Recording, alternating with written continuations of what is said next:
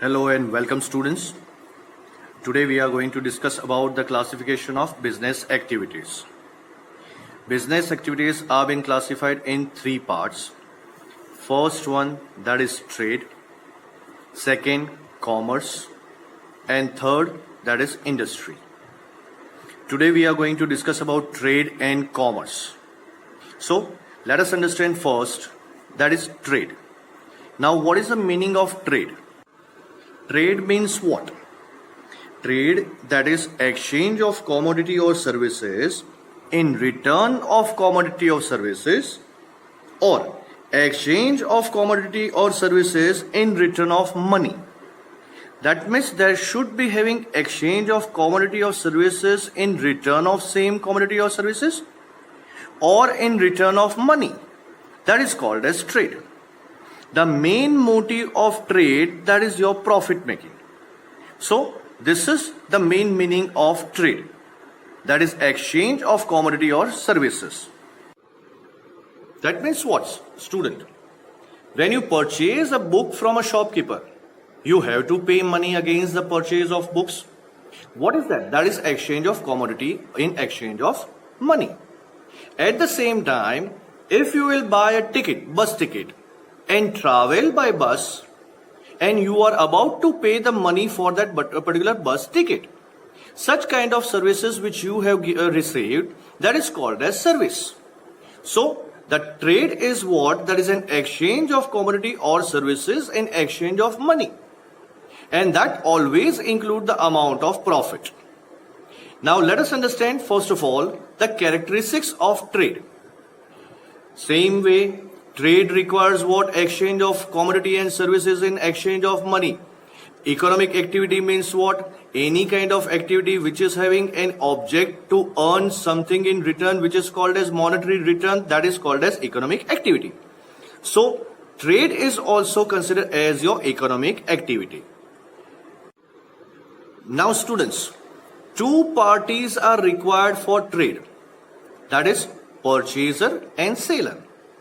Do you think that exchange can be possible just only by one person? No. Exchange required two persons. That means for trading activity, we require purchaser, at the same time seller. And because of that, trade requires two parties to be there. Exchange is essential. Without exchange, you cannot say that is trade. So any kind of exchange, that is just only been considered as your trade in return of money. Transfer of ownership, as if you seen that you are purchasing goods and you are adding profit and selling to the customers. So there is a transfer of ownership from purchaser, that means from owner to customer. That's why it is called as transfer of ownership. In exchange of goods, either goods will be exchanged or money will be paid. That means money will be exchanged. So that is called as your trade. Trade is a continuous activity and it is also called as legal activity. The goods or services which are being exchanged, that must be determined in terms of money. So these are the characteristics of your trade. There are two types of trade. One, that is internal trade, and second, that is international trade. Internal trade means what? The trade among different regions within the country, within the boundary of the country. That is called as internal trade. A trader of Ahmedabad, suppose he sells goods to a trader of Maharashtra, then that is called as internal trade. A trader of Junagadh sent mangoes to Ahmedabad, the trader of Ahmedabad, then it is called as internal trade. Whereas, what about international trade?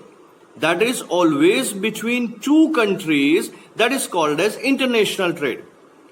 If a trader of Ahmedabad will send Ratnagiri Afus to USA, that means that is called as international trade. And whenever such kind of international trade is there, we will be having three types of international trade, that is called as import trade, export trade, and re-export trade. Now, what about this internal trade?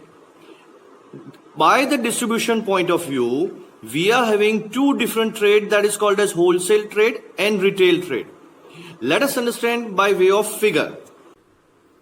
Wholesaler will purchase goods from manufacturer, and retailer will purchase goods from wholesaler. Manufacturer or producer produces the goods, and that is going to be given to wholesaler. This is wholesaler, okay? And this is what? This is a retailer. That means in a bulk quantity, wholesaler will purchase goods from manufacturer, and as per the requirement, the wholesaler is going to sell such goods to retailer. So it can be said that wholesaler is a link between producer and retailer. Same way, bacho. Retailer will sell goods to consumer as per the requirement of consumer. So once again, retailer is a link between wholesaler and consumer, whereas wholesaler is a link between producer and retailer. So in a bulk quantity, wholesaler is going to purchase from producer. As per the requirement, retailer will buy goods from wholesaler, and as per the requirement, consumer is going to buy from retailer. So this is called as distribution point of view, and first one, that is wholesale trade, and second one, that is your retail trade. Now let us discuss about commerce. Commerce is trade and auxiliary services to trade. That means what? Trade is also there, and auxiliary services to trade, which is helpful to trade, the services which is helpful to trade, that is called as your commerce. It means trade is a part of commerce. What kind of auxiliary services are there? Banking services, insurance services, transportation, communication, warehousing, and agents. These all are called as auxiliary services to trade. Now, let us move to characteristics. Once again, as if we have discussed, that trade is a part of commerce. Means this is commerce and this is trade. So, trade is a part of commerce. Commerce include trade and auxiliary services both. As if there is an exchange, trade is requiring exchange of commodity and services. So once again, commerce is also called as economic activity. Auxiliary services are always been helpful to trade. By the use of auxiliary services, auxiliary services increases time and place utility of the goods.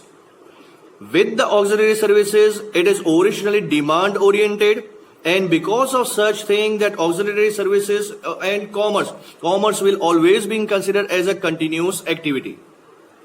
If auxiliary services are available at reasonable price,